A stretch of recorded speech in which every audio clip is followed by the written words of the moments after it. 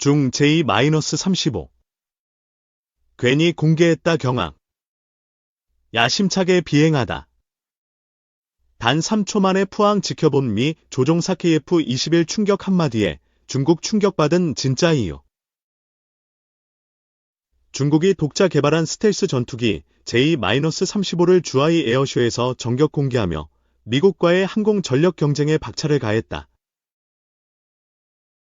J-35는 중국이 J-20에 이어 두 번째로 개발한 스텔스 전투기로 향후 항공모함 탑재 가능성도 제기되면서 아시아 태평양 지역의 군사 균형 변화를 예고하고 있다고 12일 현지 시각 니케이가 보도했다. J-35는 외형은 미국의 스텔스 전투기 F-35와 유사하지만 수직 이착륙 기능은 없는 것으로 알려졌다. 전문가들은 J-35의 스텔스 성능, 항공 전자 장치, 탑재량 등 자세한 성능은 분석이 필요하다고 지적한다. 중국 관영 CCTV는 J-35A가 공군 모델이지만 향후 함재기 형태로 도입될 가능성이 있다고 보도했다. 전문가들은 J-35가 중국의 최신 항공모함 푸젠에 탑재될 가능성이 있는 것으로 전망하며 이는 아시아 태평양 지역에서 미중 간 군사력 격차를 줄이는 데 기여할 것으로 분석했다. J-35는 수출 가능성도 점쳐지고 있다. 전문가들은 중국이 글로벌 사우스 국가들을 대상으로 J-35 마케팅에 나설 가능성이 있다고 전망했다. 이번 주하이 에어쇼에서는 J-35 외에도 J-20의 2인승 모델, 러시아의 수-57 전투기 등 다양한 항공기들이 선보였다. 특히 수-57은 조악한 마감 품질로 온라인에서 조롱거리가 된 전투기다. 중국은 J-20, J-35 등 5세대 전투기를 개발하며 미국과의 기술 격차를 빠르게 줄여나가고 있다. 이는 세계화 덕분에 서구 기술을 흡수하고 생산 경험을 축적할 수 있었기 때문으로 분석된다. 중국이 독자 개발한 스텔스 전투기 J-35를 전격 공개하며 아시아 태평양 지역의 군사적 균형 변화를 예고했다. J-35는 한국 항공산업에도 기술 경쟁 심화, 수출 시장 경쟁, 안보 환경 변화라는 세 가지 과제를 던지고 있다.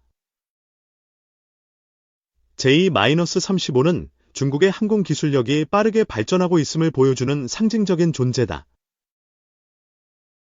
한국은 KF-21 보람의 전투기 개발 등 항공 기술 발전에 힘쓰고 있지만 중국의 추격 속도가 만만치 않다.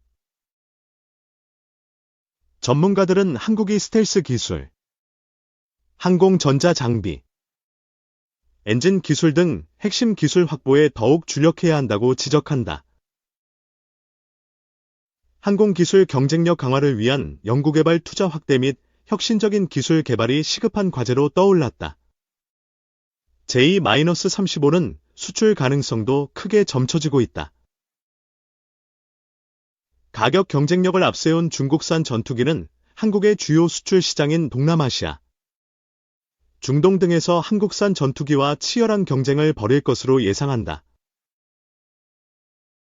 한국은 KF-21 등 국산 전투기의 성능과 가격 경쟁력을 높여 수출 시장에서 우위를 점해야 한다. 또한 새로운 수출 시장 개척을 통해 중국 의존도를 낮추고 수출 기회를 확대해야 한다. J-35는 중국의 군사력 증강을 보여주는 단적인 예다. 이는 동북아시아 지역의 군사적 균형을 변화시키고 한국의 안보 환경에 영향을 미칠 수 있다.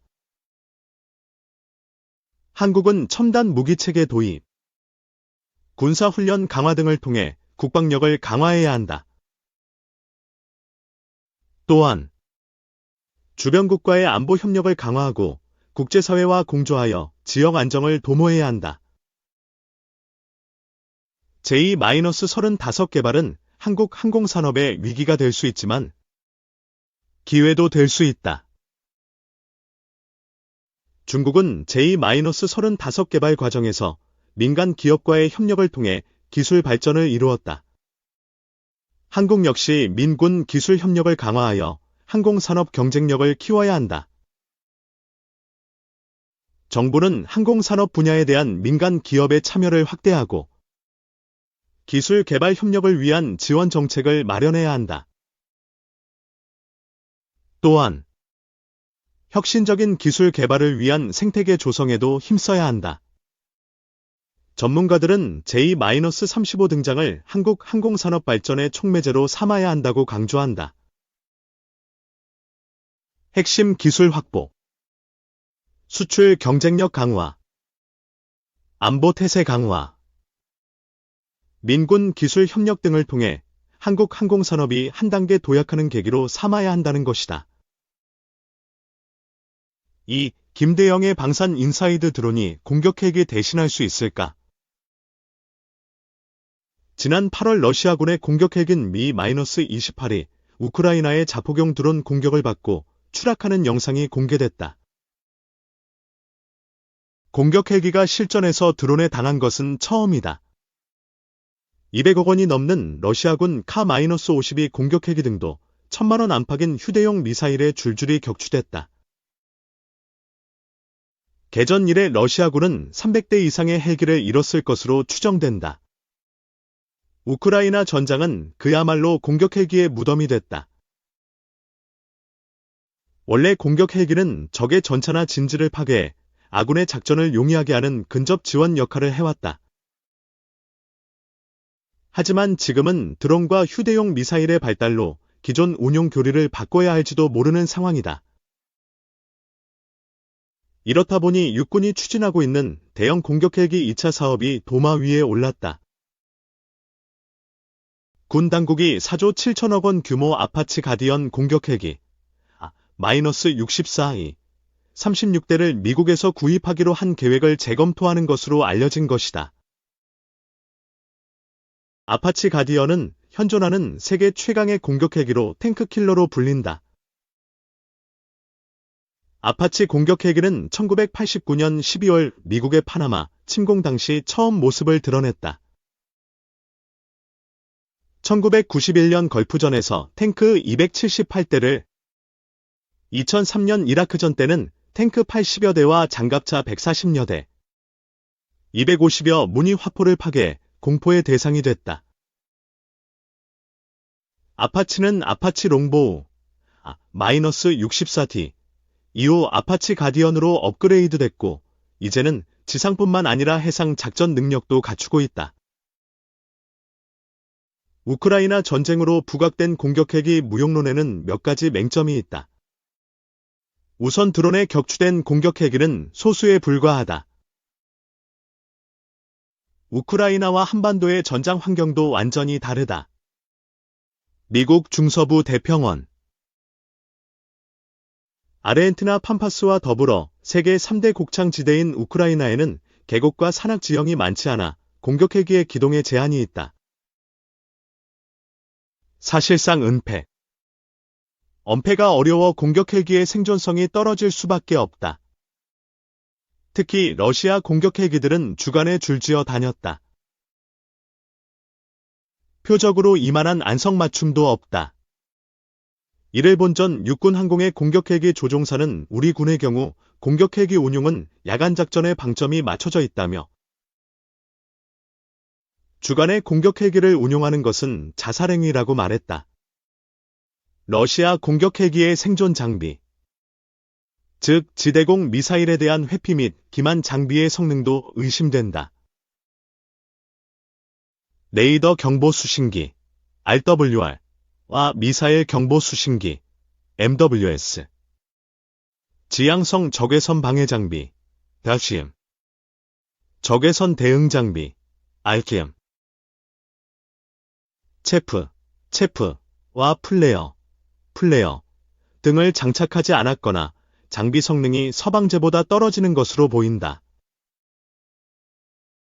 반면 우크라이나군의 공격 헬기는 러시아군과 달리 놀랄만한 활약을 선보였다. 2022년 4월 1일 현지 시간 우크라이나군 소속 미-24 공격 헬기 이대가 새벽 야음을 틈타 저고도로 침투해 우크라이나 국경에서 약 40km 거리 러시아 서부 벨고로드주의 유료 저장고를 공습했다. 비록 인명피해는 없었지만 이번 공격으로 2000큐빅미터 상당 연료와 휘발유가 저장된 8개 유료 저장고가 파괴되고 손상을 입었다. 그렇다면 미래 전장에서 공격 헬기는 살아남을 수 있을까? 미국 육군의 경우 2001년 아프가니스탄 전과 2003년 이라크전 당시 대공화기에 아파치 롱보우 공격 헬기가 격추되면서 보안책으로 멈티로 불리는 유무인 복합체계 개발에 나섰다. 대표적인 사례가 아파치 가디언과 무장정찰감시용 무인기인 그레이 이글 MQ-1C 조합이다. 실제 운용 개념을 보면 작전 지역에 아파치 가디언이 도착하기 전 그레이 이글이 먼저 도착해 작전 지역에 대한 다양한 정보를 수집하고 실시간으로 아파치 가디언에 전송한다. 아파치 가디언은 전송된 정보를 토대로 직접 작전 지역에 침투할 것인지, 후방 지역에서 공격할 것인지 등 작전 계획을 미리 세워보다 안전한 임무를 수행할 수 있다. 지상 표적을 공격해야 할 경우 전송한 표적 정보를 토대로 아파치 가디언이